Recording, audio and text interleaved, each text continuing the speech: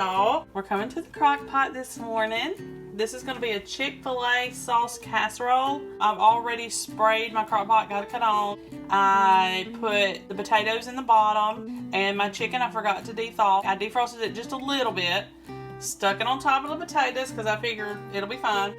We're going to use this sauce right here. This is a sauce in the store. I only need to use half of it. And this is a 16-ounce container.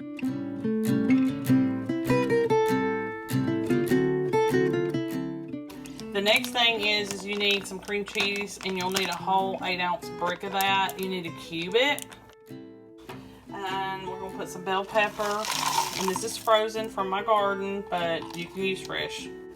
Chopped up onion. And bacon. 1/4 of a cup. So I'm just going to put about a handful, maybe a little more. Recipe calls for rosemary. I didn't have any more. I was out, so I'm going to use some thyme instead. So we're going to put this on high for about 4 to 5 hours. You probably need to check it as you go and kind of stir it a little bit. Because I'm not sure if it's going to stick or not. Hopefully not. If it does, I may put just a little bit of chicken broth or water in there.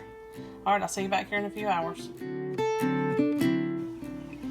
Okay, y'all, so this is the end product. I went through about midways and checked on the chicken, stirred it up, combined everything. And then once the chicken got done, I chopped it up with my cooking spoon. You can always take it out and just chop it up and then put it back in.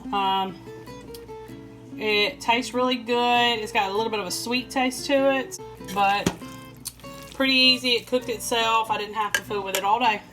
Okay, so I'll see y'all next time.